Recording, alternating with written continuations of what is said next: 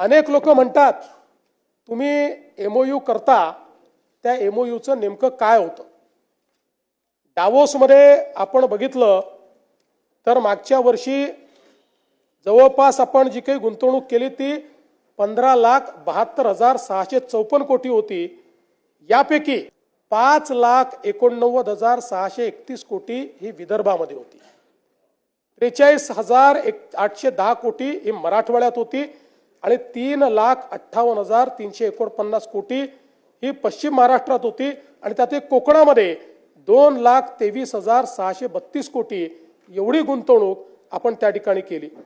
आणि आपण जर 2022 ते 2025 या 4 वर्षाचा विचार केला, या 3 वर्षाचा विचार केला तर म्हणजे शिंदे साहेब जेव्हा मुख्यमंत्री झाले तेव्हापासून तर आतापर्यंतचा आपण विचार केला तर डावोसची गुंतवणूक 17,57,801 कोटी रुपयाची आहे।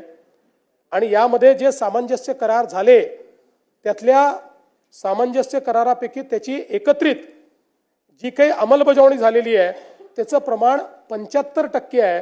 त्यातल्या पहिल्या 2 वर्षाचं आता 90%वर पोहोचलं आहे आणि शेवटच्या वर्षाचंही आता त्या दिशेने चाललेलं आहे। त्यामुळे केवळ एमओयू नाहीत तर ते एमओयू अंमलबजावणीत येत आहेत हे देखील या ठिकाणी मला सांगितलं पाहिजे।